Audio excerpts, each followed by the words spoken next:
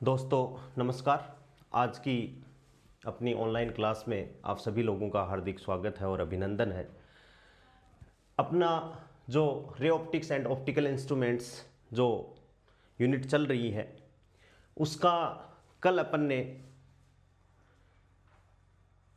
Refraction portion यानी अपवर्तन किसे कहते हैं, अपवर्तन की डेफिनेशन, विरल माध्यम से सघन माध्यम से विरल माध्यम में क्या होता है, स्नेल का नियम पढ़ा था। आज अपन पढ़ते हैं कि भाई माध्यम विरल है या सघन है, इसको डिसाइड करने के लिए एक अपने पास में क्वांटिटी, फिजिकल क्वांटिटी है जिसको अपन कहते हैं अपवर्तनांक, रिफ्रैक्टिव इंडेक्स। कि अपन बात कर रहे हैं कि माध्यम क्या है, रेयर है, विरल माध्यम है, डेंसर माध्यम है। तो इसको कैसे अपन डिफाइन करें, तो इस मीडियम को डिफाइन करने के लिए अपने पास में एक फिजिकल क्वांटिटी है जिसको अपन क्या कहते हैं दोस्तों, अपवर्तनांक कहते हैं।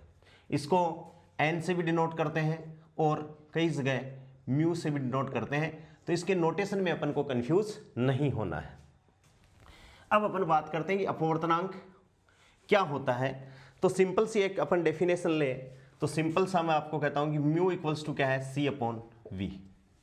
म्यू इक्वल्स टू क्या है, सी अपॉन वी, जहां सी दोस्तों प्रकाश का निर्वात में वेग, क्या है, प्रकाश का निर्वात में वेग, और वी क्या है, प्रकाश का निर्वात के अलावा कोई भी माध्यम हो, तो प्रकाश का माध्यम में वेग। अब निर्वात के अलावा कोई भी वेग माध्यम हो सकता है, जैसे हवा हो सकती है, पानी हो सकता है, तेल हो सकता है, कोई भी माध्यम है। तो म्यू इक्वल्स टू क्या हो गया, सी अपॉन वी। सी अपन जानते हैं सी की वैल्यू कितनी होती है, 3 × 10⁸ मीटर प्रति सेकेंड। ये यूनिवर्सल ट्रूथ है, इससे ज्यादा वेलोसिटी अभी तक है नहीं।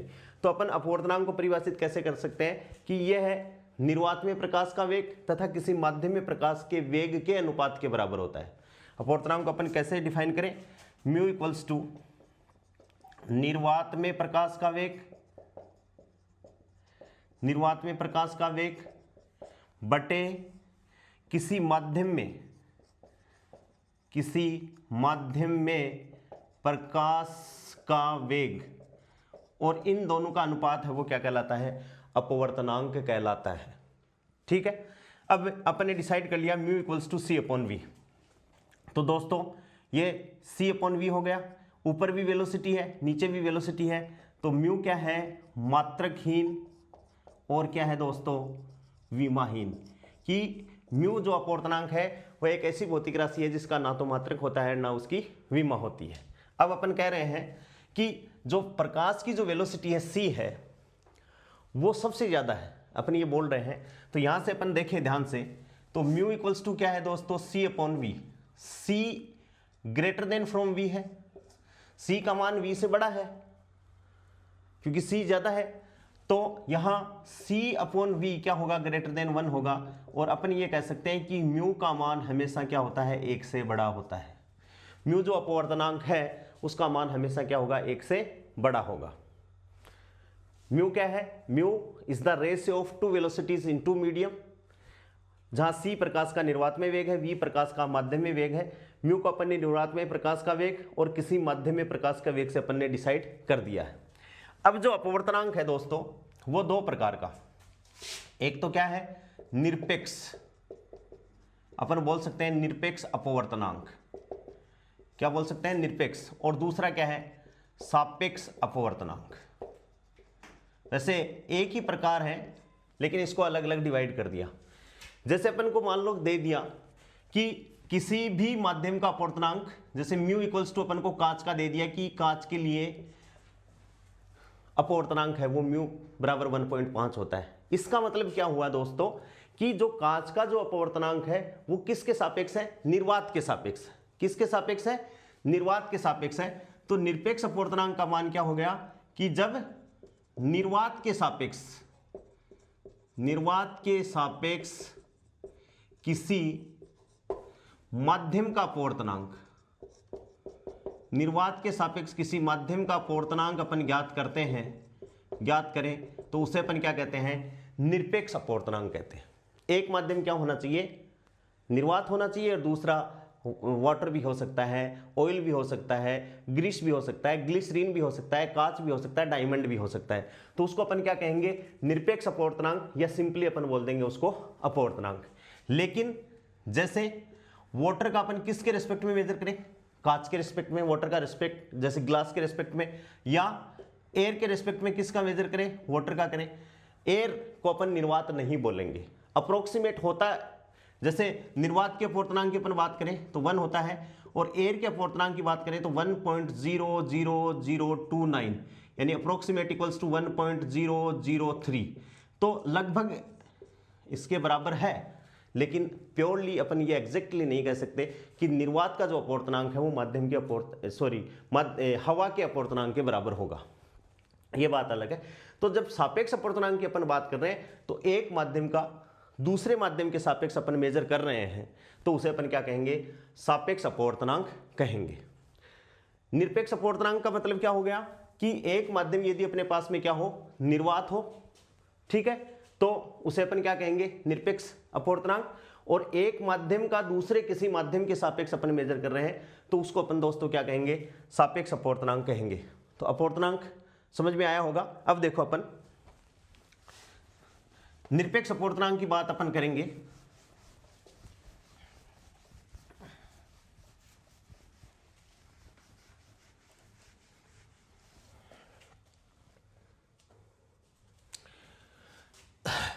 अपन ने ये बात डिसाइड कर दी कि निरपेक्ष अपवर्तनांक क्या हो गया कि जब निर्वात के सापेक्ष किसी माध्यम का यदि अपन अपवर्तनांक ज्ञात करें तो उसे अपन क्या कहेंगे, निरपेक्ष अपवर्तनांक कहेंगे।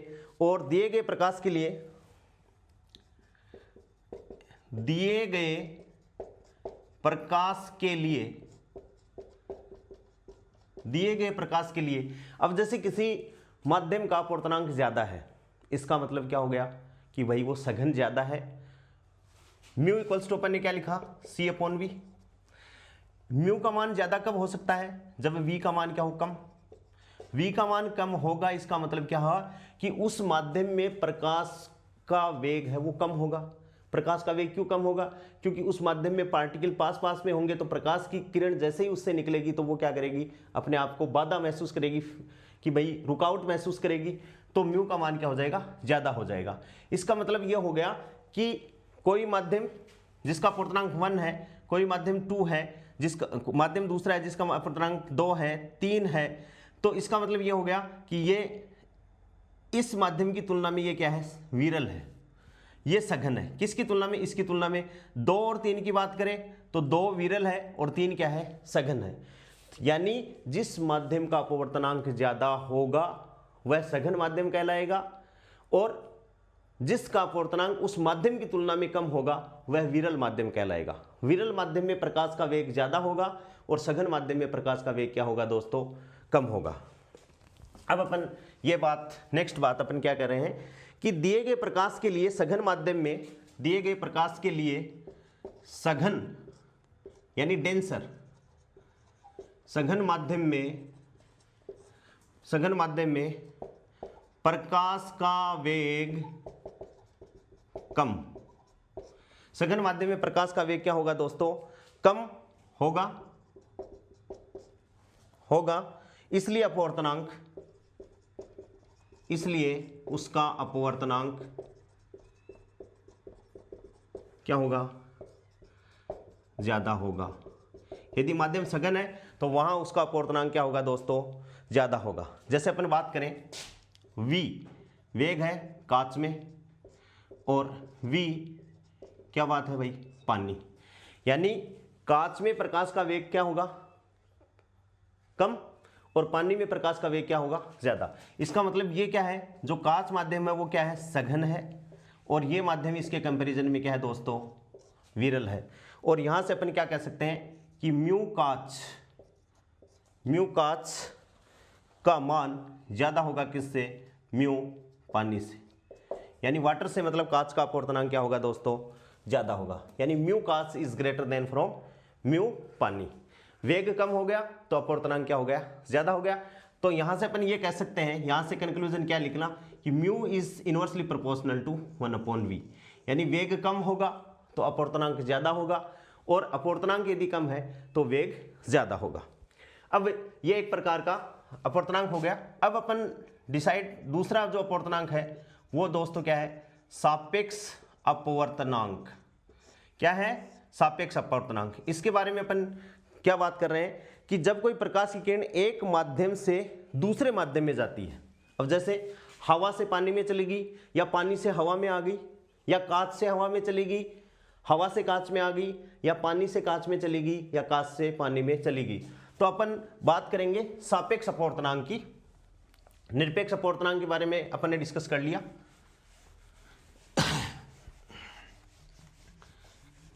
इसमें अपन कहेंगे कि जब कोई प्रकाश की किरण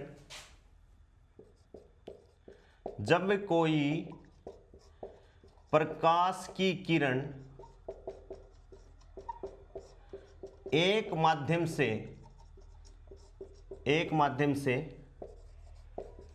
दूसरे जब कोई प्रकाश की किरण एक माध्यम से दूसरे माध्यम में जाती है,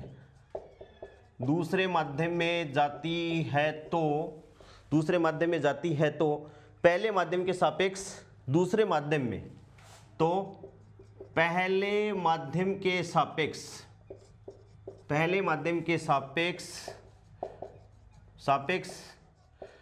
दूसरे माध्यम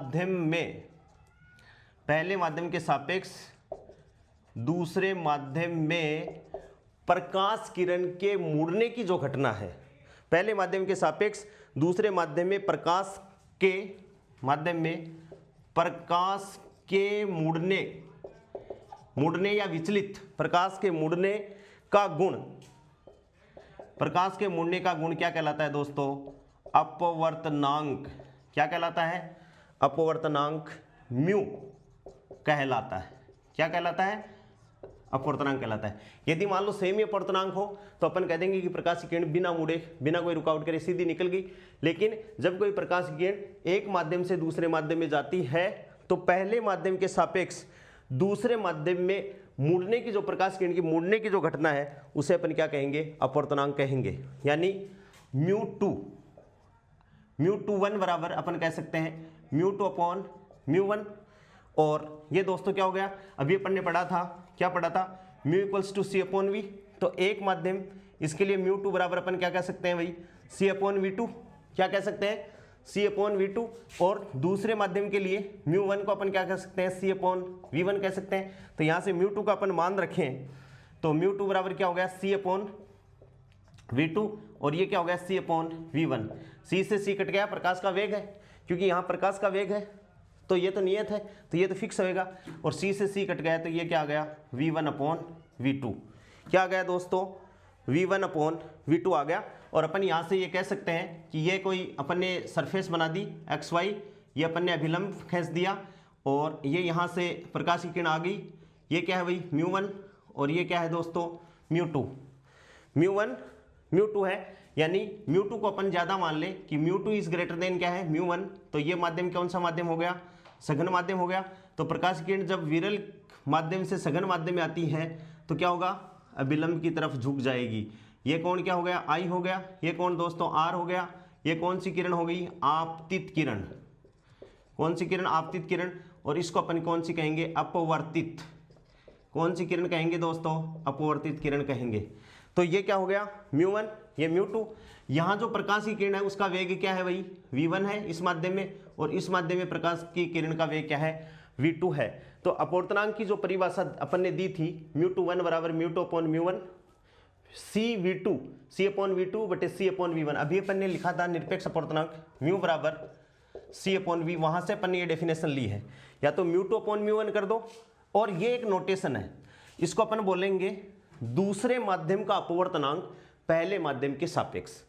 एक चीज और भी ध्यान में रखनी है कि जो माध्यम डेंसर हो, जो माध्यम सघन हो, जो माध्यम क्या हो, सघन हो, उसी का अपवर्तनांक अपन निकालेंगे।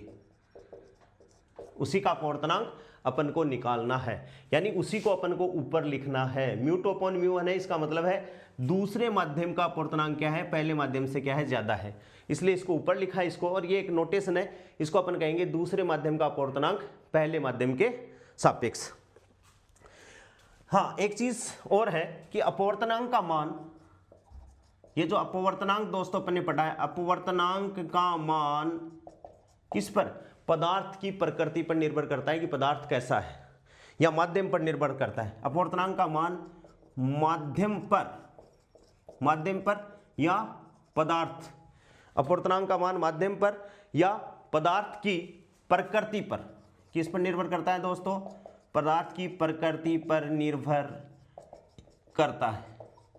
किस पर निर्भर करता है, अपवर्तनांक का मान माध्यम पर, माध्यम का मतलब है कोई भी पदार्थ की प्रकृति पर निर्भर करता है। अब अपन कुछ अपने पास में कुछ पदार्थ हैं जिनके अपवर्तनांक अपन को ज़्यादा तो याद नहीं रखने, लेकिन ऐसे थोड़े थोड़े अपन को ध्यान में रहने चाहिए, जैसे माध्यम और अपवर्तनांक। माध्यम लिख दिया और दोस्तों अपवर्तनांक अपन कर रहे हैं। सबसे पहले माध्यम अपन क्या लिखें, निर्वात। क्या लिखें दोस्तों, निर्वात। तो निर्वात का अपवर्तनांक अपन ने क्या मान लिया, 1, कि भाई निर्वात के सापेक्ष अपवर्तनांक क्या है, 1 है, C/C। यदि माध्यम अपने पास में निर्वात है तो म्यू इक्वल्स टू क्या हो गया, C/C इक्वल्स टू क्या हो गया, 1। ठीक है।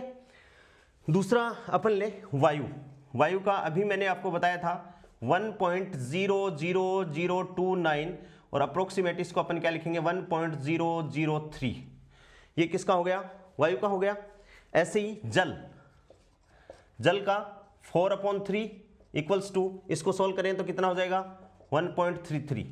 ऐसे ही कांच, ग्लास का अपन अपवर्तनांक देखें तो 3/2 का मतलब 1.5 याद अपन को रखना है। हीरा, डायमंड का जो अपवर्तनांक है वो सबसे ज्यादा है फिलहाल 12/5, और ये कितना होता है 2.4, ये अपन को याद रखना है। आगे अपन पढ़ेंगे पूर्ण आंतरिक परावर्तन, तो वहां एक एप्लीकेशन आएगी, वहां अपन को हीरे का चमकना इस अपवर्तनांक पे बेस्ड है 2.4, हीरे का अपन को ध्यान। और कांच में फ्लिंट कांच, अपन कई बार देखते हैं अपने घरों में बहुत सारी खिड़कियों में अलग अलग टाइप के अलग अलग कांच लगे होते हैं, वो एक दूसरे से डिफरेंट किसके कारण होते हैं दोस्तों, अपवर्तनांक के कारण ही होते हैं। तो जो फ्लिंट ग्लास है उसका अपवर्तनांक क्या है 1.59। इसको अपन को जनरली थोड़ा सा ध्यान में रखना है कि निर्वात का अपवर्तनांक 1 है, वायु का जो अपवर्तनांक है वो 1.003 है। तो वायु प्योरली निर्वात नहीं है, लेकिन अप्रोक्सीमेट निर्वात के पास में इसका अपवर्तनांक होता है। जल का 4/3 1.33 है, कांच का 3.2 1.5, हीरा। अब जैसे मान लो इस पे कोई न्यूमेरिकल क्वेश्चन आए, आपको 4 माध्यम दे दे और अगला ये पूछ ले कि इसमें प्रकाश के वेग वेलोसिटी का क्रम क्या होगा, तो जिस माध्यम का अपवर्तनांक ज्यादा है उस माध्यम का क्या होगा, वहां प्रकाश का वेग। जैसे हीरे की बात करें तो हीरे में प्रकाश का वेग क्या है, कम है। फिर हीरे से कम कौन सा है, यहां प्रकाश का वेग क्या है, और हीरे से ज्यादा हो गया, और इस ग्लास से इसमें ज्यादा हो गया, इससे इसमें ज्यादा हो गया, इससे इसमें ज्यादा हो गया, सबसे ज्यादा कहां हो गया, निर्वात में हो गया। तो इस हिसाब से अपन को ये अपवर्तनांक अपने लिए इंपॉर्टेंट हो जाता है कि कौन से माध्यम में प्रकाश का वेग ज्यादा है और कौन से माध्यम में प्रकाश का वेग दोस्तों कम है। तो ये भी मैंने आपको डिस्कस कर दिया है कि अपने पास में 2 माध्यम दे दिया अपन को, जैसे एक तो दे दिया 1.33 और एक दे दिया अपन को 1.5। दोनों के अपवर्तनांक को देखने से अपन को पता चल रहा है कि 1.5 ज्यादा है, तो अपन इस 1.5 वाले को तो क्या कहेंगे, सघन। क्या कहेंगे, सघन। और 1.33 वाले को अपन क्या कहेंगे, विरल माध्यम कहेंगे। क्या कहेंगे, विरल माध्यम कहेंगे। ये कंफ्यूज होने की इसमें कंफ्यूज होने की कोई बात ही नहीं है। अपवर्तनांक ज्यादा यानी वेग कम, और वेग कम इसका मतलब वो सघन है, पार्टिकल पास में है। जो लाइट जब ट्रेवल करेगी तो लाइट को पार्टिकल्स को हटा कर या पार्टिकल के अंदर से मतलब ट्रेवल करने में उसको ज्यादा जोर आएगा, यानी उसकी वेलोसिटी क्या हो जाएगी, कम हो जाएगी। हाँ, अब आगे अपन डिस्कस करते हैं कि जब प्रकाश की किरण एक माध्यम सघन माध्यम से विरल में और विरल से सघन में जाती है तो क्या होता है, चित्र से अपन देख लेंगे।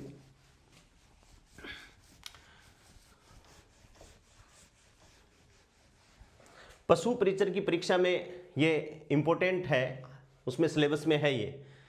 बाकी फर्स्ट ग्रेड में है, सेकंड ग्रेड में भी, सब में है, लेकिन पशु परिचर वाले बच्चे इस पे ध्यान देंगे। अब देखो पहला फिनोमेना क्या है कि जब प्रकाश किरण किस में से, विरल से सघन में, भाई विरल माध्यम से किस में जाए, सघन में जाए। और दूसरा फिनोमेना क्या है, प्रकाश किरण सघन माध्यम से कौन से में जाए भाई, विरल में जाए। पहला तो अपन ने क्या लिया, विरल माध्यम से सघन, और सघन माध्यम से क्या जाए, विरल में माध्यम। चित्र से अपन डायग्राम से इसको समझ रहे हैं। ये कोई सरफेस बना दी अपन ने, और ये क्या बना दिया दोस्तों, अभिलंब बना दिया। इसमें अपन मान रहे हैं कि ये माध्यम तो क्या है, विरल, और ये माध्यम क्या है, सघन। इसका पूर्णांक अपन मान लेते हैं μ1, इसका पूर्णांक अपन मान लेते हैं μ2, ठीक है। और अपन ये कहते हैं कि μ2 इज ग्रेटर देन μ1 है। इसका मतलब अपन समझ गए कि ये सघन है और ये विरल माध्यम है, ठीक है भाई। यहाँ से अपन ने प्रकाश किरण को आपतन करवा दिया, ये प्रकाश किरण आपतित होगी, ये लो, ये अपन क्या बोलेंगे इसको, अभिलंब। क्या बोलेंगे दोस्तों, अभिलंब। ये जो किरण है वो क्या बोलेंगे, आपतित किरण। क्या बोलेंगे, आपतित किरण। और एम डेस अपन ने क्या बोल दिया कि वह एक पृष्ठ है, वह एक सतह है जो एक माध्यम को दूसरे माध्यम से क्या कर रहा है, अलग कर रहा है। तो अब प्रकाश किरण, ये कौन क्या हो गया, आई हो गया। अब प्रकाश किरण जैसे ही विरल माध्यम से सघन माध्यम में जाएगी तो सघन माध्यम में वेलोसिटी क्या हो जाएगी, कम, क्योंकि अपूर्णांक ज्यादा है। तो प्रकाश की किरण क्या होगी, अभिलंब की तरफ झुक जाएगी दोस्तों, ऐसे अभिलंब की तरफ झुक जाएगी। तो ये कोण क्या हो गया, आर हो गया। यदि मान लो ये माध्यम नहीं होता, कौन सा, सघन माध्यम नहीं होता, तो प्रकाश की किरण सीधी किधर जाती, वही ये माध्यम नहीं होता तो प्रकाश की किरण सीधी अपनी मूल मार्ग में बढ़ जाती। तो यहां से इस अपने ओरिजिनल पथ से अभिलंब की तरफ झुक जाना, इसका मतलब क्या होगा, प्रकाश की किरण का अपने मार्ग से विचलित हो जाना हो गया, विचलित हो गई प्रकाश की किरण। तो प्रकाश की ये जो घटना है वो क्या कहलाएगी, अपवर्तन। क्या कहलाएगी दोस्तों, अपवर्तन, ठीक है। यहां से अपन बात करें तो I is greater then R, यहां से अपन बात करें तो आपतन कोण का मान है वो किसके बराबर है भाई, बड़ा है इस अपवर्तन कोण से। और इस कोण को अपन देखें तो इसको अपन दोस्तों क्या नाम दे सकते हैं, डेल्टा, विचलन कोण। और विचलन कोण का ये मान क्या हो गया, I माइनस R, क्योंकि ये पूरा कोण क्या हो जाएगा, I, ये कोण I है तो ये पूरा कोण I, क्योंकि शीर्षाभिमुख कोण होंगे। और इसमें से ये इतना इतना R, तो डेल्टा बराबर क्या हो गया, I माइनस R। इसे अपन क्या कहेंगे, विचलन कोण कहेंगे। इसके लिए अपन वैसे भी स्नेल का नियम क्या है भाई, अपने लिए इसको अपन करें तो μ2, स्नेल का नियम क्या हो जाएगा, μ1 इंटू साइन I यहाँ से, और μ2 इंटू साइन R। भाई किसी माध्यम का अपवर्तनांक और उसमें जो कोण बन रहा है, चाहे वो आपतन बने चाहे परावर्तन बने, उस कोण की ज्या का गुणनफल नियत रहता है, ये स्नेल का नियम है। तो μ1 यहाँ इस माध्यम का अपवर्तनांक है और ये I है, तो इसकी ज्या यानी सिनु अपना साइन थीटा फंक्शन है, और μ2 इस माध्यम का अपवर्तनांक है और इसकी ज्या साइन R। यहां से अपन किसका अपवर्तनांक निकालें भाई, μ2, क्योंकि सघन है तो μ1 को इसके नीचे ले आओ, तो क्या हो गया, sine I upon sine R बराबर क्या हो गया, μ2 अपॉन μ1। अब यहां से आप दो तरह से इसको क्लेरिफाई कर सकते हो कि μ2 इज ग्रेटर देन μ1 है तो I क्या होगा, ग्रेटर देन R होगा। या यहां से ये चीज क्लियर होगी कि I is greater then R होगा, तो आप यहां से ये क्लियर कर सकते हो कि μ2 इज ग्रेटर देन क्या हो गया, μ1 हो गया। ये तो क्या है, विरल माध्यम से सघन माध्यम। इस किरण को अपन क्या कहेंगे, अपवर्तित किरण। क्या कहेंगे दोस्तों, अपवर्तित किरण। और ये इसका क्या है, ओरिजिनल पथ है, यानी अपने मूल पथ से हट जाना क्या है, प्रकाश की ये घटना है। दूसरी इसमें देखो, ये क्या हो गया, ये एक सतह सरफेस होगी, और ये अब प्रकाश की किरण कौन से माध्यम से जा रही है भाई, सघन माध्यम से विरल माध्यम में जा रही है, यानी ये μ1 है और ये क्या है दोस्तों, μ2 है। और अब की बार क्या है, μ1 इज ग्रेटर देन क्या है, μ2 है। ये प्रकाश की किरण आपतित होगी यहां पर, ये लो, ये आपतित किरण, आपतित किरण, और ये क्या हो गया, अभिलंब। क्या हो गया, अभिलंब। अब जैसे ही प्रकाश की किरण यहां से आपतित होगी, इंसिडेंट रे, तो अब देखो विरल, सघन माध्यम से विरल में जा रही है, तो क्या होगा, प्रकाश का वेग बढ़ जाएगा। प्रकाश का वेग बढ़ जाएगा तो किरण क्या होगी भाई, ऐसे भाग जाएगी। और इसका मूल पथ क्या है, ये है भाई, ओरिजिनल पथ तो इसका ये है, लेकिन वेग यहां से बढ़ गई तो अपने मूल पथ से क्या होगी, विचलित हो गई। प्रकाशीय किरण क्या होगी, अपने मूल पथ से क्या होगी दोस्तों, विचलित हो गई। तो यहां क्या हो गया, ये भी प्रकाश का ये कोण आई, और ये कोण क्या हो गया, पूरा का पूरा कोण क्या हो गया दोस्तों, ये आर हो गया यहां से। ठीक है, अब ये तो क्या होगी, और ये कोण क्या हो, आई के बराबर, तो ये कोण क्या हो गया, इसके लिए क्या हो गया, विचलन कोण हो गया। इस कोण का मान भी क्या हो गया दोस्तों, विचलन कोण हो गया। तो यहां से भी अपन ये क्लियर कर सकते हैं कि यहां आर की वैल्यू तो बड़ी हो गई और आई की वैल्यू क्या हो गई, छोटी हो गई। आर की वैल्यू तो क्या होगी, बड़ी हो गई, जिधर अपवर्तनांक ज्यादा वो कोण छोटा, यानी यहां μ1 ज्यादा है, देखो μ1 ज्यादा है तो ये कोण क्या हो गया, छोटा हो गया, और यहां μ2 ज्यादा है तो ये कोण क्या हो गया दोस्तों, बड़ा हो गया। तो जब प्रकाश की किरण विरल माध्यम से सघन माध्यम में जाती है तो दूसरे माध्यम में जाने के बाद में अभिलंब की तरफ झुक जाती है। ये तो क्या हो गई, विरल से सघन में, और सघन से जब विरल माध्यम में जाती है तो प्रकाश की किरण है वो अभिलंब से क्या हो जाती है दोस्तों, दूर हो जाती है। तो ये जो किरण है वो कौन सी किरण है, अपवर्तित। कौन सी किरण है, अपवर्तित किरण है। और ये जो है वो क्या है, अभिलंब। क्या है, अभिलंब है। समझ में आ गया, ये प्रकाश के अपवर्तन की घटना है कि विरल से सघन में जाए और सघन से विरल में आए तब। अब अपना अपना नेक्स्ट टॉपिक है प्रकाश किरणों का मुड़ना। मिटा दें, प्रकाश किरणों का मुड़ना।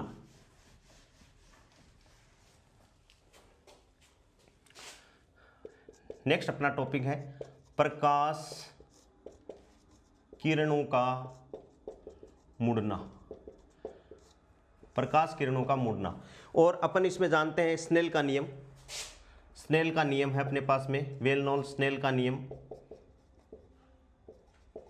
अपन ने पढ़ा है। क्या पढ़ा है, μ1 sin I बराबर μ2 sin R, और यदि कोई तीसरा माध्यम और हो तो μ3 sin और कोई थीटा अपन नाम दे सकते हैं। अब प्रकाश की किरण का मुड़ना अपन देख रहे हैं। देखो एक डायग्राम सिंपल सा, एक्स वाई कोई सरफेस है, ये अभिलंब है, और यहाँ से प्रकाश की किरण आई और दूसरे माध्यम में वो चलेगी, यहाँ अभिलंब की तरफ झुक गई, ये उसकी ओरिजिनल पाथ है। ये अपन मान लेते हैं म्यू आर, ये मान लेते हैं म्यू डी। आर का मतलब है रेरर और डी का मतलब क्या है, डेंसर है। यानी ये माध्यम है वो आर है, रेरर, और ये क्या है दोस्तों, डेंसर है। ये कौन सी किरण हो गई, आपतित किरण हो गई। ये क्या हो गया, अभिलंब हो गया। ये अपवर्तित किरण होगी। ये कोण इंसिडेंट हो गया, और ये कोण क्या हो गया, आर हो गया। और एक्स वाई एक सतह, सरफेस की सतह हो गई, जो मतलब विरल माध्यम को सघन माध्यम से क्या कर रहा है, अलग कर रहा है। ठीक है, अब यहां से अपन देखें तो μ1 बराबर तो क्या हो गया दोस्तों, म्यू आर है। भाई पहला माध्यम है विरल से सघन में जा रही है तो μ1 बराबर म्यू आर है, और μ2 बराबर क्या है, म्यू डी है, डेंसर है। ठीक है, ये मान अपन रख दें इसमें। तो यहां से देखो sine I upon sine R, sine I upon sine R बराबर क्या हो गया, म्यू डी अपॉन क्या हो गया दोस्तों, mu R. Mu D upon mu R हो गया। और अपन को पता है कि ये क्या हो गया, इसका मान क्या होगा, एक से बड़ा होगा, क्योंकि ये अपवर्तनांक है, एक से बड़ा होगा। तो अपन यहां से ये कह सकते हैं कि साइन आई बटे साइन आर ये एक से बड़े होंगे, और एक से बड़े होंगे तो इसके हिसाब से अपन कह सकते हैं sine I is greater than sine R, और बड़े होने का मतलब क्या होगा, angle I is greater than angle R. क्या हो गया, angle I is greater than angle R. इसका मतलब ये क्या हो गया कि प्रकाश की किरण कौन से माध्यम में जा रही है, विरल से सघन में जा रही है। अपन पहले भी डिस्कस कर चुके, विरल से सघन। कहां जा रही है, विरल से सघन। अब अपन इसका सेकंड पार्ट डिस्कस करते हैं, क्या है, सघन से विरल। सघन से कौन से माध्यम में जा रही है, विरल में जा रही है। तो ये तो क्या हो गया, विरल से सघन में जा रही है, और अब सघन से विरल में, सघन से विरल में जा रही है। तो इसको अपन डायग्रामेटिकली कैसे बनाएं, ये लो, ये कोई सतह है एक्स वाई, और ये क्या है दोस्तों, अभिलंब बना दिया अपन ने। ठीक है, और कोई प्रकाश की किरण आपतित हो रही है, ये लो सघन, ये लो आपतन करा दिया। ये डेंसर है, ये रेयर मीडियम है, इसका जो अपवर्तनांक म्यू डी है ये म्यू आर है। मतलब अपन सघन ऊपर करते हैं ना तो अजीब सा लगता है, सघन अपन नीचे रखा, सघन माध्यम को अपन ने नीचे रखा है और सघन माध्यम से अपन इसको मान लेते हैं ये पानी है, वाटर है, और इसको अपन वायु मान लेते हैं। तो पानी का अपवर्तनांक ज्यादा है वायु से, तो वायु तो क्या हो गई अपने लिए विरल हो गई और पानी क्या हो गया, सघन हो गया। और पानी से ये प्रकाश किरण आपतित हो रही है, ये कौन सा कोण हो गया दोस्तों, आपतन कोण हो गया। बात अपन कैसी कर रहे हैं, सेकंड, अपन सघन से विरल की बात कर रहे हैं। ये अपना सेकंड है सघन से विरल, यानी डेंसर से रेयर मीडियम। ठीक है, तो सघन से, जब सघन से विरल में जाएगी तो प्रकाश किरण का वेग ज्यादा हो जाएगा और अभिलंब से दूर भाग जाएगी, और ये इसका ओरिजिनल पाथ हो गया। अभिलंब से क्या हो गई दोस्तों, दूर भाग गई। इस कोण को अपन क्या कहेंगे, आर बोलेंगे, अपवर्तन कोण। क्या बोलेंगे, अपवर्तन कोण बोलेंगे। तो अब देखो स्नेल का नियम, इसके लिए स्नेल का नियम तो अपन ऐसे के इस डायग्राम के लिए अपन जान रहे हैं इसको। तो sine I upon sine R, sine I upon sine R बराबर क्या हो गया, mu R upon mu D, mu R upon mu D हो गया, म्यू आर अपॉन। अब की बार क्या है, इसको अपन म्यू वन मानेंगे भाई इसको, और इसको अपन क्या मानेंगे, म्यू टू मानेंगे। तो क्या हो जाएगा, ये स्नेल का नियम लगा देते हैं, म्यू वन साइन आई, ये रहा साइन आई, ये कौन बन रहा है, तो इसकी ज्या और इस अपवर्तनांक का गुणनफल बराबर क्या हो गया, mu two sine R. Mu one क्या है दोस्तों, म्यू डी डेंसर है, साइन आई बराबर क्या हो गया, mu are into sine R. यहां से साइन आई बटे साइन आर बराबर साइन आई बटे म्यू आर बटे क्या हो गए दोस्तों, म्यू डी। और रेयर माध्यम और नीचे सघन माध्यम है, तो सघन माध्यम का अपवर्तनांक ज्यादा है, म्यू डी का मान क्या है, ज्यादा है म्यू आर से। इसका मतलब ये क्या होगा, एक से कम होगा भाई, कम चीज में ज्यादा का भाग लगेगा तो एक से कम होगा। तो यहां से क्या हो गया, sine I upon sine R is less than क्या हो गया 1, और यहां से अपन ये conclusion, angle I equals to क्या हो गया, एंगल आर। यानी वहां आर तो क्या है, कोण बड़ा है, और यहां आई कोण क्या है, छोटा है। इसका मतलब जो प्रकाश की किरण सघन माध्यम से जब विरल माध्यम में जाएगी तो वह अभिलंब से क्या होगी दोस्तों, दूर हट जाएगी। क्या हो जाएगी, दूर भाग जाएगी, दूर हट जाएगी, वेग ज्यादा हो जाएगा। और एक अपन ने पढ़ा है कि वेग चेंज हो रहा है, सब कुछ चेंज हो रहा है, लेकिन अपवर्तन में याद रखना आपको आवर्ती, जो आपतित प्रकाश की आवर्ती और अपवर्तित प्रकाश की जो आवर्ती है, उन दोनों का मान दोस्तों क्या होगा, बराबर होगा। ये चीज अपन को ध्यान में रखनी है। अब अपन बात कर रहे हैं कि कोई वस्तु को अपन रख देते हैं सघन माध्यम में, उसको देखते हैं विरल माध्यम से कि उसकी ऊंचाई में क्या परिवर्तन हो रहा है। तो अपन देखते हैं आभासी और वास्तविक ऊंचाई देख रहे हैं। ये समझ में आ गया होगा अपवर्तन कि भाई विरल से सघन में और सघन से विरल में अभिलंब की तरफ झुक जाना, अभिलंब से दूर भाग जाना, प्रकाश का वेग किस हिसाब से बदलना, ये बात समझ में आ गई होगी। अब देखो नेक्स्ट बात अपन क्या कर रहे हैं। इंटरेस्टिंग टॉपिक है ये लाइट वाला, और डेली लाइफ में अपन इसको काम में ले सकते हैं, आते हैं काम में। अब अपन अपना नेक्स्ट जो हेडिंग है इंपॉर्टेंट है, आभासी गहराई तथा अभिलंबवत विस्थापन। आभासी गहराई तथा अभिलंबवत विस्थापन, आभासी गहराई तथा अभिलंबवत विस्थापन। और उसमें पहला केस अपन लेके चल रहे हैं कि सघन माध्यम में स्थित बिंब को, सघन माध्यम में स्थित बिंब को, सघन माध्यम में स्थित बिंब को विरल माध्यम से देखने पर, कि अपनी जो वस्तु है वो सघन माध्यम में रखी हुई है और उसको अपन कहां से देख रहे हैं, विरल माध्यम से देख रहे हैं दोस्तों। ठीक है, इसके लिए अपन क्या बनाएं, एक डायग्राम बना लें। इस हिसाब से एक कंटेनर बना लेता हूं मैं, ये लो एक कंटेनर बना लिया, और इस कंटेनर को किससे भर दिया अपन ने, पानी से भर दिया, सघन माध्यम बना लिया, बहुत ध्यान से, ये सघन माध्यम है, यानी ये माध्यम कौन सा हो गया, सघन हो गया, और ये सरफेस होगी, और इसके बाद में ये माध्यम है वो विरल है, हवा भी मान सकते हैं अपन। और यहाँ कोई वस्तु पड़ी है, कोई बिंदु वस्तु, अपन ने मान लिया कि ये बिंदु ऑब्जेक्ट है। यहाँ से प्रकाश की किरण गई, सीधी गई तो सीधी निकल गई एक तो, ठीक है, और एक किसी कोण पर आपतित हुई, यहाँ से ये आपतित हो गई, और यहाँ पर अपन ने इसके लिए क्या खींच दिया, अभिलंब खींच दिया, और इसको अपन मान लेते हैं मूल बिंदु O मान लेते हैं, और ये क्या हो गया, B हो गया दोस्तों, और ये क्या हो गया, A हो गया। OAB एक त्रिभुज हो गया। और यहाँ से जैसे ही प्रकाश की किरण सघन माध्यम से विरल माध्यम में आएगी तो अभिलंब से दूर हट जाएगी, ये लो, और यहाँ से अपन इसको देख रहे हैं, ये आँख हो गई, यहाँ से अपन देख रहे हैं तो आँख ऐसे थोड़ी देखेगी, आँख तो सीधी ऐसे देखेगी, तो अपन को ये इमेज इसकी सिद्ध में कहाँ दिखाई दे रही है, यहाँ पर, ये हो गई आई। तो ये तो हो गया ऑब्जेक्ट जो यहाँ रखा हुआ था, और उसकी इमेज अपन को कहाँ दिखाई दे रही है, यहाँ पर, क्योंकि आँख है वो डायरेक्ट इसको सिद्ध में देखेगी, तो ये किरण कहाँ आ रही है, यहाँ पर आ रही है दोस्तों, ठीक है। इसका ये कोण जो माना अपन ने, ये कोण आई है, तो ये वाला कोण भी क्या होगा, आई है, और ये कोण क्या है, अपवर्तन कोण है आर, तो ये वाला कोण भी क्या होगा दोस्तों, आर होगा, ठीक है। सतह से ये जो दूरी है, सतह से ये वाली जो दूरी है, इसको अपन क्या कहेंगे, वास्तविक, इसको अपन कहेंगे DAC एक्चुअल, यानी ये जो गहराई है, डेप्थ है, वो क्या है, वास्तविक है, और अपन को दिखाई ये दे रही है, यानी ये है नहीं लेकिन अपन को दिखाई दे रही है, तो इसको अपन क्या कहेंगे, इसको अपन क्या कहेंगे, DAP।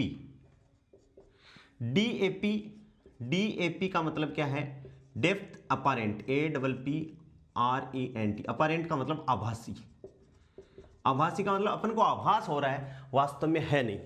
और इन दोनों के बीच की ये जो विस्थापन है, इसको अपन ने नाम दे दिया x, मान लिया कि ये विस्थापन है दोस्तों, वो क्या है, x है। समझ में आ गई बात, कि ये कोई कंटेनर है, कंटेनर में कोई वस्तु पड़ी है, सघन माध्यम में पड़ी है, और उसको अपन क्या कर रहे हैं, एक प्रकाश की किरण तो सीधी निकल गई, लंबवत आपतन करवाया, और एक किसी कोण पर आपतन करवाया तो यहाँ गई, यहाँ अपन ने अपन ने इस किरण को देखा, इस वस्तु को अपन देख रहे हैं, तो ये वस्तु है तो पड़ी तो यहाँ पर है, लेकिन अपन को नजर कहाँ पर आ रही है, यहाँ पर आ रही है, किसके कारण, अपवर्तन के कारण, क्योंकि प्रकाश के अपवर्तन की घटना हो रही है। यहाँ पर आपतन कोण का मान आई है, तो ये वाला कोण भी क्या हो गया, आई हो गया, एकांतर कोण हो गए, और ये दोस्तों देखो क्या हो गया, संगत कोण हो गए, ये कोण क्या हो गया, आर हो गया, और ये कोण, और यहाँ से ये ए से बी की दूरी अपन ने मान ली पी, या कुछ और मान लो, एक्स मान लो। अब यदि अपन को इसको सिस्टमेटिक तरीके से लिखना है तो अपन लैंग्वेज लिख सकते हैं कि चित्रानुसार एक कंटेनर ले लिया, और ओ एक वस्तु है, इससे प्रकाश की किरण ऐसे चलेगी, इस हिसाब से चलेगी, और अपन आराम से इसको दोस्तों लिख सकते हैं। लेकिन अपन को तो ज़्यादा थ्योरी से लिखनी नहीं है, अपन को मैथमेटिकल फॉर्मूला चाहिए। तो अब यहाँ जो विरल माध्यम है इसका अपवर्तनांक है म्यू आर, और ये जो माध्यम है सघन माध्यम है इसका अपवर्तनांक क्या है, म्यू डी। तो अपन को तो स्नेल का नियम लगाना है, स्नेल के नियम से, स्नेल का नियम क्या कहता है कि उस माध्यम का अपवर्तनांक और उसमें जो कोण बना हुआ है उसकी ज्या का गुणनफल हमेशा क्या रहता है, नियत रहता है। तो यहां देखो कौन से इसमें लगा रहे हैं अपन, तो देखो म्यू डी डेंसर में साइन आई बराबर क्या हो गया, म्यू आर और इंटू साइन आर, ये लग गया, ठीक है। अब अपन मान लेते हैं, क्या मानते हैं, यदि ओ ए और ओ बी नजदीक हो, बिल्कुल नजदीक है भाई, चित्र में डायग्राम में तो अपन को दूर दिखा रहे हैं, बाकी बहुत नजदीक है, यहां एकदम पास में नजदीक है, तो P को अपन क्या मान है, हो तो P दूरी को अति अल्प माना जा सकता है। P दूरी को क्या माना जा सकता है दोस्तों, अति अल्प माना जा सकता है। अपन मान सकते हैं कि B पॉइंट है वो A के बिल्कुल नजदीक है, इसका मतलब ये जो कोण है वो छोटे हो गए बिल्कुल। और अपन को पता है कि जब कोण छोटे हो गए तो अपन जानते हैं साइन थीटा तो किस में कन्वर्ट हो जाता है, थीटा में, कोस थीटा किस में कन्वर्ट हो जाता है, 1 में, और टेन थीटा दोस्तों किस में, साइन थीटा बटे कोस थीटा किस में कन्वर्ट हो जाता है, थीटा में, ठीक है। तो यहां से यहां से sine i approximate equals to अपन इसको क्या लिख सकते हैं, टेन आई लिख सकते हैं।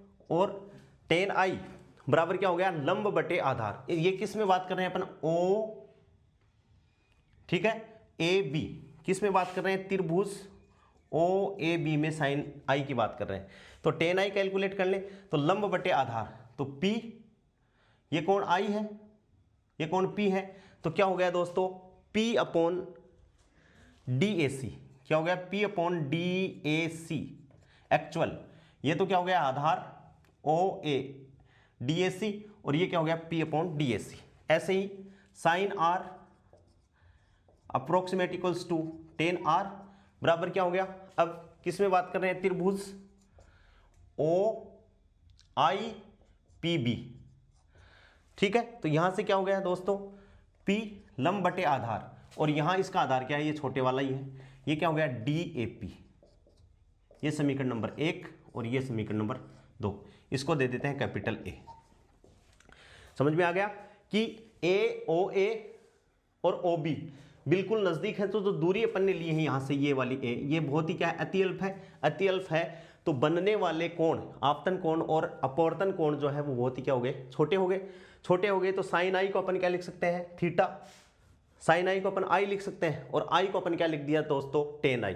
जैसे साइन आई को अप्रोक्सीमेट अपन ने लिख दिया आई, अब टेन थीटा को तो, और इस आई को अपन क्या लिख सकते हैं, टेन आई, यदि अल्प कोण है तो साइन आई बराबर अप्रोक्सीमेट टेन आई बराबर पी अपॉन डी ए सी, और साइन आर बराबर क्या हो गया, ten R P upon D A P, ये बात अपन ने लिख दी। ये समीकरण 1 2 का मान, समीकरण 1 2 का मान किस में रखें, मान समीकरण ए में रखने पर, किस में रखने पर, समीकरण ए में रखने पर, तो क्या हो गया mu d into p upon D A सी, क्या हो गया दोस्तों, P upon D A c बराबर क्या हो गया, mu are into p upon D A p, क्या हो गया, कट गया, पी से पी कट जाएगा, और अपन को निकालना क्या है, mu D upon mu R, क्योंकि अपन को तो अपवर्तनांक चाहिए डेंसर मीडियम का, तो म्यू डी अपॉन क्या हो गया दोस्तों, म्यू आर, म्यू डी ये रहा, म्यू आर इसके नीचे आ गया, तो क्या चला गया, D A C upon D A P, mu D upon mu R बराबर क्या आ गया दोस्तों, mu D upon mu R बराबर आ गया D A C upon D A P, यानी वास्तविक गहराई बटे आभासी, क्या हो गया, वास्तविक गहराई बटे आभासी गहराई, ये फॉर्मूला बन गया, वास्तविक गहराई बटे आभासी गहराई आ गया। इसको अपन आगे करें, यदि समझ में आ गया होगा, थोड़ा मिटा दूं ऊपर से, यदि अपन क्या करें, माध्यम मान लें, अपन किस हिसाब से माने, अपन मान लिया इफ म्यू आर बराबर तो क्या मान लिया 1, इसका मतलब क्या हो गया भाई, निर्वात हो गया, और दूसरा कोई भी माध्यम हो गया, म्यू डी बराबर क्या हो गया, म्यू, कोई भी हो गया, वाटर हो गया, चाहे एयर हो गया, चाहे ऑयल हो गया, कोई भी माध्यम हो गया, अपन ने मान लिया, और इसको अपन ने इस फॉर्मूले में रख दिया, तो क्या हो गया भाई, रख दिया, तो देखो म्यू आर की जगह 1, तो म्यू बराबर क्या हो गया, ये डी ए सी अपॉन क्या हो गया दोस्तों, डी ए पी, ठीक है, और यहां से डी ए पी बराबर क्या हो गया, डी ए सी अपॉन म्यू, यानी इसको अपन लैंग्वेज में लिखें तो आभासी, अपारेंट है ना, आभासी गहराई बराबर क्या हो गया, वास्तविक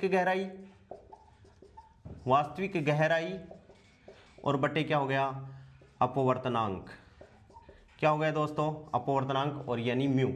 इस हिसाब से ये फॉर्मूला आ गया कि आभासी गहराई और वास्तविक गहराई में अपवर्तनांक से क्या संबंध होता है। तो आभासी गहराई बराबर क्या हो गया, वास्तविक गहराई बटे अपवर्तनांक म्यू हो गया। समझ में आ गई।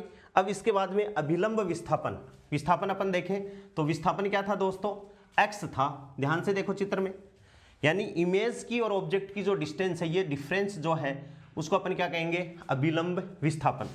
तो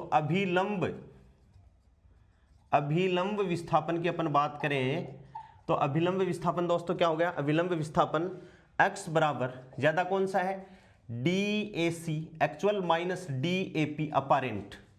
DAC माइनस क्या हो गई दोस्तों, DAP। और यहां से एक चीज और क्लियर होगी, क्या क्लियर होगी कि DAP is less then from DAC, कि अपारेंट आभासी जो गहराई है वो हमेशा वास्तविक गहराई से क्या होगी, कम होगी, क्योंकि अपवर्तनांक का इसमें क्या लग रहा है, भाग लग रहा है, और अपवर्तनांक का मान 1 से ज्यादा होता है। तो DAP का मान क्या होगा, DAC का मान तो ज्यादा होगा, DAP का मान कम होगा, तभी ये बराबर का निशान कब लगेगा, जब DAC में अपन किसका भाग देंगे, म्यू का भाग देंगे, तभी तो बराबर आएगा। तो अपन कह सकते हैं कि वास्तविक जो गहराई है वो तो ज्यादा होगी और आभासी गहराई क्या होगी, कम होगी। यहां से अपन मान रखें DAC माइनस क्या होगा दोस्तों, DAP। तो इस अपन किसका मान रख दें, DAP का मान रख दें, तो DAC माइनस DAP का मान क्या हो गया, DAC अपॉन म्यू। DAC ले लो कॉमन, तो DAC और ये क्या हो गया 1 माइनस 1 अपॉन म्यू। ये एक फॉर्मूला आ गया जिसको अपन क्या कहेंगे, अभिलंब विस्थापन। क्या कहेंगे दोस्तों, अभिलंब विस्थापन कहेंगे।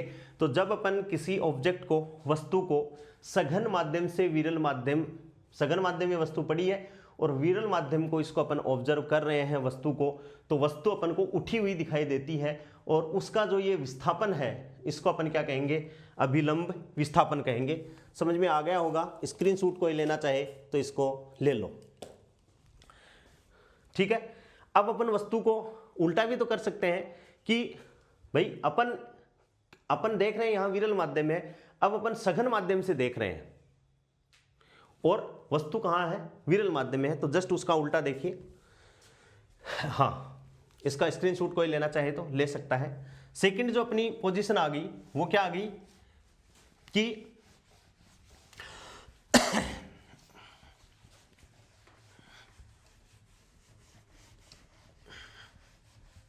सेकंड जो अपनी स्थिति आ गई कि वस्तु की, ये अपन एक डायग्राम बना रहे हैं कि ये अपना क्या है, सघन माध्यम है,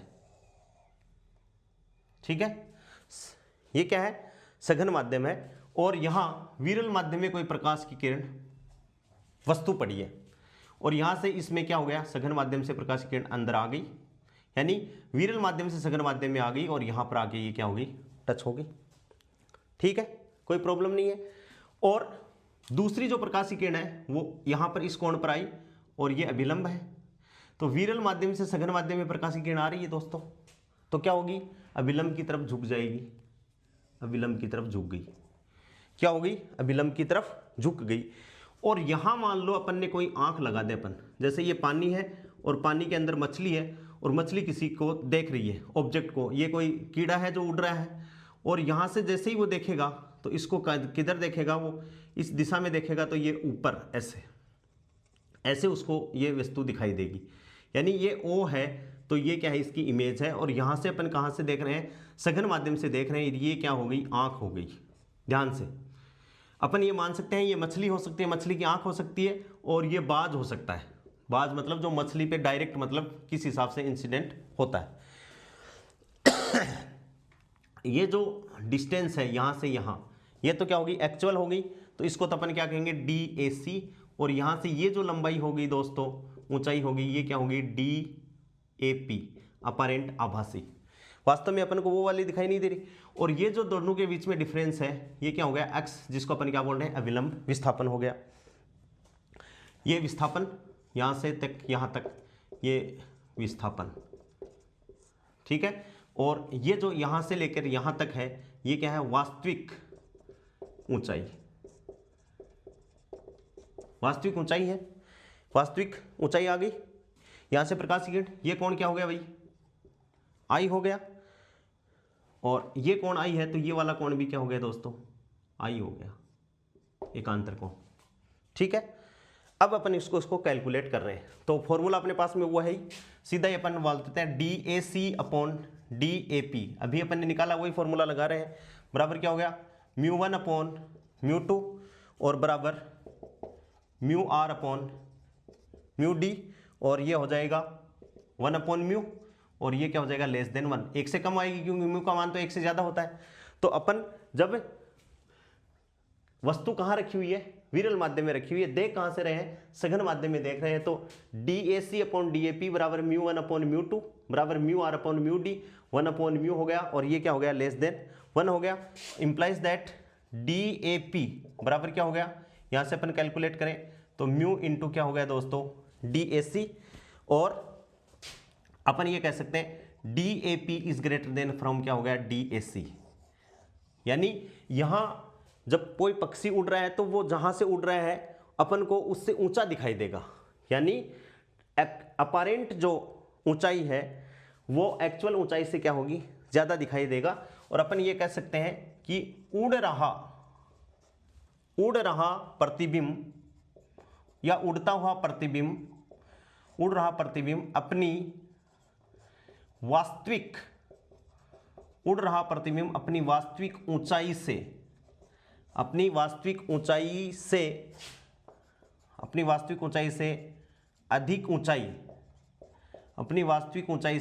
अधिक ऊंचाई पर दिखाई देता है, ये अपन को देखना है कितना ऊंचा। तो x अपन निकाल रहे हैं, तो x देखो, x क्या है, ये वाली दूरी है, तो पूरी में यानी DAP माइनस क्या हो गया दोस्तों, DAC माइनस DAC, और यहाँ DAP बराबर क्या है भाई, म्यू इंटू DAC माइनस क्या हो गया, DAC, और यहाँ से दोस्तों DAC कॉमन ले लो तो क्या हो गया, म्यू माइनस 1। यानी जो अभिलंब विस्थापन है कौन सा, कि जब वस्तु कहाँ पड़ी हो, विरल माध्यम में पड़ी हो, और अपन उसको देख कहाँ से रहे हैं, सघन माध्यम से देख रहे हैं, तो अभिलंब विस्थापन कितना आ गया दोस्तों, म्यू माइनस 1, x बराबर DAC म्यू माइनस 1, ये अपने पास में आ गया। ठीक है, अब अपन और देख रहे हैं पार्श्व विस्थापन, कि पार्श्व विस्थापन ये तो अपन जनरली अपने डेली लाइफ में ये काम में आने वाले हैं। ये एग्जाम्पल है कि अपन ने बाल्टी में कोई सिक्का डाल दिया और अपन उसको देख रहे हैं, तो वो अभी अपन ने पढ़ा था कि वास्तविक गहराई और आभासी गहराई में क्या डिफरेंस है।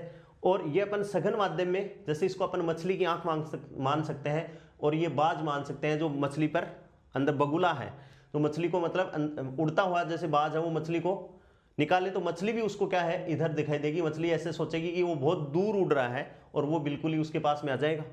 ठीक है ना, तो ये भ्रम हो सकता है किसके कारण, प्रकाश के अपवर्तन के कारण। अब नेक्स्ट जो अपना टॉपिक है वो देखिए, वो अपने प्रैक्टिकल सिलेबस में भी है, जो 12वीं क्लास है उनकी एक्टिविटी है वो, और उसको अपन क्या कहते हैं, पार्श्व विस्थापन, लेटरल डिस्प्लेसमेंट। 3rd नंबर का जो अपना पॉइंट है वो क्या है, पार्श्व विस्थापन। क्या है दोस्तों, पार्श्व विस्थापन, और इससे अपन क्या कहेंगे, लेटरल डिस्प्लेसमेंट। लेटरल डिस्प्लेसमेंट बहुत आसान है। कैसे है कि ये कोई अपन क्या लेते हैं, कोई पट्टिका ले लेते हैं, कांच की पट्टिका अपन ने ले ली, ये कांच की पट्टिका होगी, इसमें 2 फेस होगी, एक तो AB और दूसरी क्या होगी, CD। 2 फेस होगी, यहाँ से इस फेस पे अपन ने ये विलंब बना दिया, और यहाँ कोई प्रकाश किरण आपतित हो गई। ठीक है भाई, प्रकाश किरण विरल माध्यम से सघन माध्यम में आ रही है तो क्या हो जाएगी, अब विलंब की तरफ झुक जाएगी। अब विलंब की तरफ झुक गई तो ये यहाँ आ गई, ये दूसरी सतह होगी। अब प्रकाश किरण विरल माध्यम से सघन माध्यम में आ गई, और सघन माध्यम से वापस कहाँ जा, विरल माध्यम में जा रही है, तो क्या हो जाएगी, दूर हट जाएगी। अब प्रकाश किरण की स्थिति क्या होगी, ये हो गई। यदि मान लो ये पट्टिका नहीं होती तो प्रकाश किरण सीधी कहाँ जाती, इस हिसाब से। तो वास्तव में क्या होगी, प्रकाश किरण में यदि पट्टिका नहीं होती, जिसकी मोटाई कितनी है, T है, ये नहीं होती, तो प्रकाश किरण को आना कहाँ चाहिए था, यहाँ चाहिए था। लेकिन इस पट्टिका के कारण, यानी दो अपवर्तन हो गए, एक तो कौन सी फेस से हो गया, AB से, दूसरा कौन सी हो गया, CD से, ये प्रकाश किरण यहाँ आ गई। तो ये जो दूरी है, यहाँ से इस पर लंब डाल दें अपन, तो ये जो दूरी है इसको अपन क्या कहेंगे, पार्श्व विस्थापन। क्या कहेंगे दोस्तों, पार्श्व विस्थापन कहेंगे, लेटरल डिस्प्लेसमेंट। यानी प्रकाश किरण अपने मार्ग से क्या हो गई, हट गई। कितना हट गई इसको अपन कैलकुलेट कर रहे हैं। इसको अपन मान लेते हैं O, इस बिंदु को अपन मान लेते हैं D, इसको अपन ने मान लिया B, और इसका अपवर्तनांक है वो म्यू मान लिया, और प्रकाश की किरण विरल माध्यम से सघन माध्यम में आ रही है। इनमें नोमेनक्लेचर करें तो M डिस नाम दे दिया, इसको N अपन नाम दे सकते हैं। और ये कोण क्या हो गया ये कोण I, ये कोण क्या हो गया R, और ये कोण दोस्तों क्या हो गया I माइनस आर। भाई पूरा ये I था तो ये पूरा I हो जाता, इसमें इतना इतना क्या हो गया दोस्तों R हो गया, तो ये जो बचा हुआ कोण क्या हो गया I माइनस आर हो गया। समझ में आ गई बात। तो इसको अपन डिफाइन कैसे करें पार्श्व विस्थापन को, तो अपन कह सकते हैं, चित्र ध्यान से समझ में आ गया होगा, AB कोई कांच की ABCD कोई कांच की पट्टिका है, इस पर AB एक सतह फेस हो गई, दूसरी CD हो गई, यहाँ से प्रकाश की किरण विरल माध्यम से सघन माध्यम में आई, इधर झुक गई, फिर यहाँ आपतन हुई तो सघन माध्यम से विरल माध्यम में जा रही है तो दूर भाग गई। तो यदि यहाँ ये पट्टिका नहीं होती तो प्रकाश की किरण अपनी ओरिजिनल पाथ पे ऐसे आ रही थी, लेकिन पट्टिका के कारण प्रकाश की किरण यहाँ आ गई। ठीक है, इसको अपन बोल सकते हैं पारगमित या अपवर्तित। निकल गई इसलिए इसको अपन ने बोल दिया पारगमित। इसको अपन बोल सकते हैं अपवर्तित, और ये किरण कौन सी होगी आपतित होगी।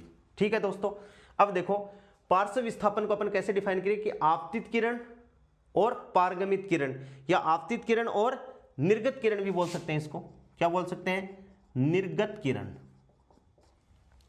तो अपन कैसे डिफाइन करें, तो अपन डिफाइन ऐसे कर सकते हैं, किसी पट्टिका कांच की ले रहे हैं अपन, कांच की आयताकार पट्टिका है, ये अपने एक्टिविटी भी है, सिलेबस भी अपन को ये मेजर करके दिखाना होता है। इसको अपन मान सकते हैं डी, डिस्प्लेसमेंट विस्थापन है ये।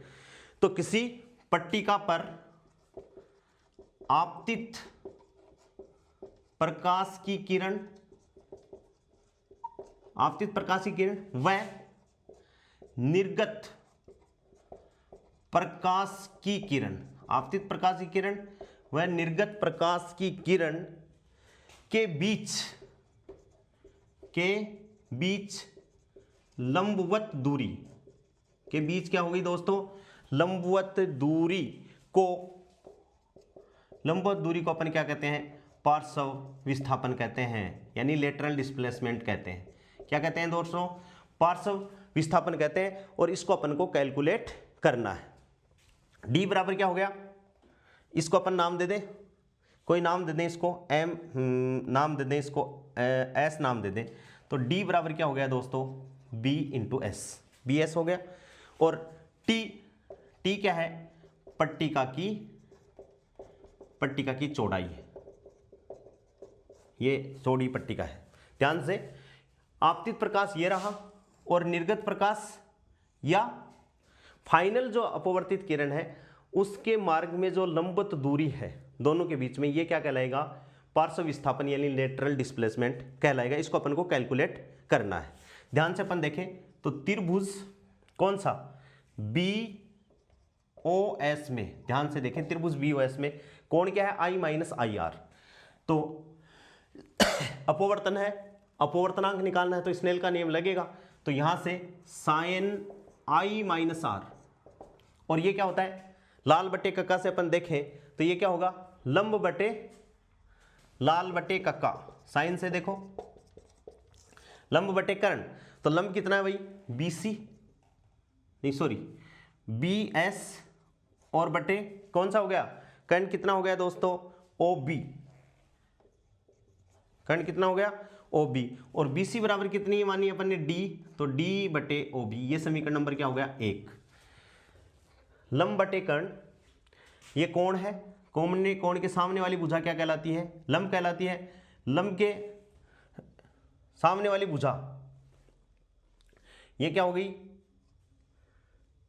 BS, ये हो गया लंब बटे कर्ण OB। ठीक है, अब यहां से अपन निकालें तो D बराबर क्या हो गया दोस्तों, OB sine I minus R. इसको अपन नाम दे दे समीकरण नंबर 1। ठीक है, अब त्रिभुज कौन सा ले अपन, OB और D, OB और D की बात करें अपन, त्रिभुज OBD में R है कौन, तो अपन क्या निकालें भाई, अपन को तो क्या निकालना है, OB निकाल के रखनी है। तो OB अपन निकालें तो कोस R, कोस का मतलब क्या, आधार बटे कर्ण, क्या है, आधार बटे कर्ण। तो आधार क्या है, OD, और बटे कर्ण क्या है दोस्तों, OD, ये तो हो गया आधार, और कर्ण क्या है, OB, कर्ण क्या है, OB है। तो यहां से इंप्लाइज दैट ओ बी बराबर क्या आ गया, ओ डी बटे कोस आर, और ओ डी बराबर कितना है, टी। ओ डी ये वाली दूरी है ओ डी, और यहाँ ये वाली दूरी क्या है, टी। तो ये क्या आ गया, टी अपॉन कोस आर। ये समीकरण नंबर 2 हो गया। समझ में आ गई बात। ओ बी आ गया और ये आ गया। तो अब अपन को डिस्प्लेसमेंट क्या निकालना है भाई, अपन को तो डी निकालना है। तो समीकरण 2 का मान समीकरण 1 में रख दें, यानी ओ बी की जगह क्या रख दें, ये मान रख दें। तो यहां से अपन क्या कैलकुलेट कर सकते हैं, d इक्वल्स टू, ध्यान से देखो, टी अपॉन कोस आर और into sine i minus r, या implies that d equals to t sine i minus r बटे क्या हो गया, कोस आर। इसे अपन क्या कहेंगे, पार्श्व विस्थापन यानी लेटरल डिस्प्लेसमेंट। इस फॉर्मूले से अपन को कैलकुलेट हो सकता है, अपन कर सकते हैं। इस बात का अपन को ध्यान में रखना है। इसके बाद में अपन बात करें कि अपवर्तन के और क्या क्या उदाहरण हो सकते हैं, तो पशु परिचर वाले बच्चे ध्यान देंगे क्या कि अपवर्तन के और उदाहरण क्या क्या हो सकते हैं। पार्श्व विस्थापन समझ में आ गया होगा, मिटा देता हूं इसको। ये और क्या क्या एग्जाम्पल हो सकते हैं दोस्तों। तो पहला एग्जाम्पल तो क्या है, मुड़ना, किसी वस्तु का मुड़ना, बिंब का मुड़ना। अपवर्तन के उदाहरण, अपवर्तन के उदाहरण सबसे पहले तो क्या है, बिंब का मुड़ना। बिंब का मुड़ना कैसे, ये अपन अपनी डेली लाइफ में भी देखते हैं कैसे बिंब का मुड़ना। कि जैसे मान लो ये कोई पानी का कंटेनर पड़ा है और ये पानी की फेस आ गई, यहां पर अपन ने कोई क्या रख दिया, कोई पेन रख दिया, ठीक है, ये पेन है। इसकी वास्तविक जो पोजीशन है पेन की वो ये है, लेकिन अपन को ये दिखाई कहाँ देगा, यहाँ दिखाई देगा दोस्तों। कहाँ दिखाई देगा, यहाँ दिखाई देगा। अभी अपन ने पढ़ा है वास्तविक और आभासी गहराई, उसी के कारण तो पेन की वास्तविक स्थिति तो ये है, यहाँ दिखना चाहिए, लेकिन अपवर्तन के कारण ये कहाँ दिखाई देगा, यहाँ दिखाई देगा। तो अपन क्या कहेंगे, बिंब का मुड़ना प्रकाश की किस घटना पर आधारित है, अपवर्तन की घटना पर आधारित है। दूसरा, तारों का, आकाश में तारों का टिमटिमाना या झिलमिलाना। झिलमिलाना, तारे हैं वो अपन को चमकते हुए दिखाई देते हैं, टिमटिमाते हुए दिखाई देते हैं। ये भी किसके कारण है दोस्तों, प्रकाश के, किसके कारण, प्रकाश के अपवर्तन के कारण। कैसे कि जब तारों से प्रकाश लाइट है ट्रेवल करके आती है तो अपना वायुमंडल में बहुत सारी परत होती है जहां पर अपवर्तनांक है वो अलग अलग होता है। अपवर्तनांक क्या होता है, अलग अलग। कहीं मान लो डेंसर आ गया, कहीं रेयर आ गया, कहीं डेंसर आ गया, कहीं रेयर आ गया। तो अपवर्तनांक जब अलग अलग है तो अपवर्तन की घटना भी अलग अलग होगी। तो कभी तो प्रकाश अपनी आंखों तक पहुंच जाएगा, कभी अपनी आंखों तक नहीं पहुंचेगा। कभी तो प्रकाश क्या होगा, पहुंच जाएगा अपवर्तन के कारण, और कभी अपनी आंखों तक नहीं पहुंचेगा। तो जब नहीं पहुंचेगा तो अपन को ऐसा लगेगा कि तारे दिखाई नहीं दिए, और जब आ गया तो ये हो गया। और ये वेलोसिटी ऑफ लाइट है, क्योंकि प्रकाश की किरण तो ट्रेवल करेगी। तो अपन को तारे हैं वो टिमटिमाते हुए दिखाई देंगे, किसके कारण, परिवर्ती, परिवर्ती अपवर्तनांक के कारण। कि वहां से तारों से यहां तक अपने पास में जितना भी जो वायुमंडल है उसमें अलग अलग लेयर में बटा हुआ है, अलग अलग लेयर में बटा हुआ है, तो उसका अपवर्तनांक क्या हो गया दोस्तों, अलग अलग हो गया। अलग अलग अपवर्तन हो गया तो कभी तो आंखों तक प्रकाश पहुंच जाएगा और कभी नहीं पहुंचेगा। और ऐसे ही अपन को प्रकाश की किरण है वो तारे हैं वो क्या होंगे, टिमटिमाते हुए दिखाई देंगे। समझ में आ गई बात। और एक और तीसरी बात क्या है कि कांच की पारदर्शक पट्टिका हो, पारदर्शक, उसमें से अपन किसी को देख रहे हैं, कांच की पारदर्शक पट्टिका, उसमें से अपन किसी को देख रहे हैं। जैसे कैसे कि ये कोई पट्टिका है कांच की, जिसकी मोटाई अपन क्या रख दें, टी रख दें, ठीक है दोस्तों।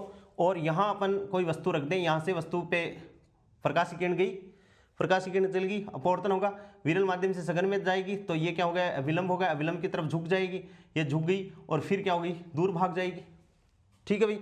तो वास्तव में जो प्रकाश की ये सीधी चलेगी, तो वास्तव में प्रकाश की एक्चुअल जो स्थिति है वो है तो कहां पर, यहां पर यह करें तो अपन को कहां दिखाई देगा, यहां दिखाई देगा।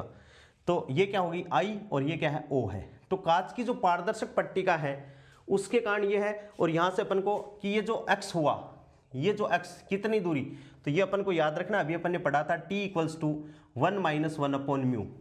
अपन ने पहला जो फॉर्मूला पढ़ा था DAC बराबर, यहाँ अपन ने क्या रखा था, DAP बराबर DAC 1 - 1 अपॉन म्यू, तो उसकी जगह क्या आ जाएगी, कांच की पारदर्शक पट्टी का आ जाएगी दोस्तों। और ये फॉर्मूला अपन को याद रखना है। X बराबर क्या हो गया, T और 1 - 1 अपॉन म्यू। तो ये एक इंपॉर्टेंट पॉइंट भी है। नेक्स्ट जो अपवर्तन के बारे में छोटे से 2-3 बातें हैं, इंपॉर्टेंट है, वो मैं और बता देता हूं कि म्यू जो है वो मात्रकहीन है। इंपॉर्टेंट बात है, विमाहीन भी है।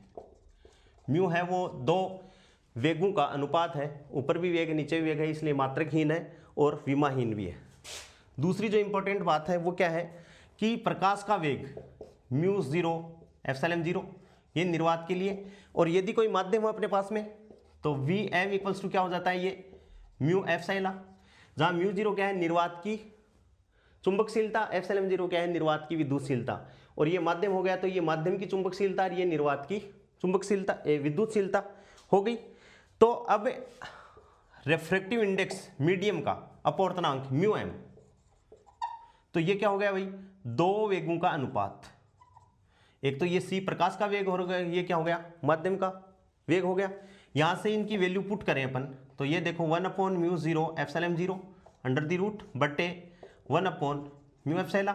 जैसे इसको सोल्व करेंगे तो म्यू एप्सिलॉन बटे μ0 एप्सिलॉन 0, और म्यू अपॉन μ0 को अपन क्या कहते हैं, म्यू आर, और इसको अपन क्या कहते हैं, एप्सिलॉन आर। तो ये एक बहुत इंपॉर्टेंट फॉर्मूला आ गया कि रिफ्रैक्टिव इंडेक्स क्या होता है दोस्तों, म्यू आर एप्सिलॉन आर होता है। और यदि अपन माध्यम ऐसा ले लें कि उसमें चुंबकत्व के गुण नहीं हो, नॉन मैग्नेटिक मटेरियल अपन ले लें, तो म्यू आर को क्या कर दें अपन, अप्रोक्सीमेट इक्वल्स टू 1 कर दें, तो म्यू एम का मान क्या हो जाएगा, रिफ्रैक्टिव इंडेक्स का मान क्या हो जाएगा, किस पर निर्भर कर जाएगा, इस पर निर्भर कर जाएगा, जिसको अपन क्या कहते हैं, पैराविद्युतांक या पैराविद्युत गुणांक बोलते हैं। तो ये बात भी अपन को ध्यान में रखनी है कि प्रकाश का वेग है वो रिफ्रैक्टिव इंडेक्स कैसे, किस हिसाब से ये अपने आप में एक दूसरे से रिलेट करते हैं। रिफ्रैक्टिव इंडेक्स का मान है वो पैराविद्युतांक गुणांक के वर्गमूल के बराबर होता है दोस्तों। हाँ, जो तीसरी और नेक्स्ट बात है वो इंपॉर्टेंट है, क्या है कि निर्वात, और निर्वात में अपन मानते हैं कि इलेक्ट्रोमैग्नेटिक स्पेक्ट्रम है जिसमें GXU VIMR प्रकाश की, ये क्या है, अपना विद्युत चुंबकीय स्पेक्ट्रम है। इसमें सबकी तरंग दैर्घ्य होती है लैम्ब्डा, ठीक है। तो निर्वात में सभी तरंग दैर्घ्य इनके अलग, जैसे गामा रे की अलग है, एक्स रे की अलग है, अल्ट्रावायलेट की अलग है, विजिबल की अलग है, इंफ्रारेड की अलग है, माइक्रोवेव की अलग है और रेडियो वेव की अलग है। गामा, एक्सरे, पैरामैग्निक किरणें, दर्शक किरणें, इंफ्रारेड अवरक्त किरणें, माइक्रोवेव किरणें और रेडियो तरंगें होती हैं। इनकी सबकी लैम्ब्डा क्या है, अलग अलग है। तो सभी तरंग दैर्घ्य की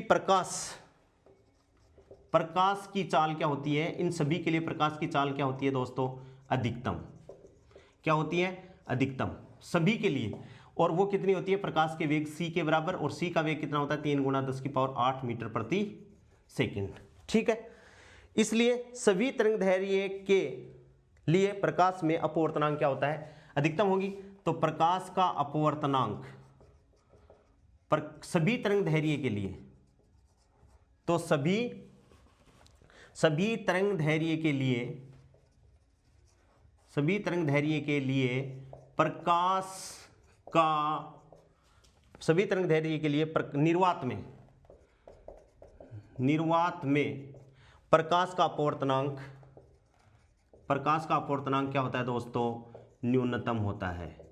भाई प्रकाश का वेग तो अधिकतम, इन सारे इलेक्ट्रोमैग्नेटिक स्पेक्ट्रम के लिए प्रकाश की चाल अधिकतम, मैक्सिमम, ठीक है। अलग अलग लैम्ब्डा है लेकिन प्रकाश की चाल सबकी समान है। तो सभी तरंग दैर्घ्य के लिए निर्वात में प्रकाश का अपवर्तनांक क्या है दोस्तों, न्यूनतम होता है। और इसकी परिभाषा क्या होगी, mu equals to C V/m। और इस इलेक्ट्रोमैग्नेटिक स्पेक्ट्रम की बात करें तो इसके लिए Vm बराबर क्या है दोस्तों, C। भाई ये स्पेक्ट्रम है और इसके लिए Vm बराबर क्या है, C है। तो म्यू बराबर क्या हो गया, C/Vm, और यहाँ से C/C तो बराबर क्या हो गया, 1 हो गया। यानी निर्वात के लिए जो अपवर्तनांक है उसका मान क्या होता है दोस्तों, 1 होता है। ये अपना जो प्रकाश का अपवर्तन की घटना थी, अपवर्तनांक क्या होता है, किस हिसाब से ये चेंज होता है, क्या क्या इसकी वैल्यू है और कैसे कैसे हो रहा है सब कुछ। तो धन्यवाद दोस्तों, आज के लिए शुभकामनाएं।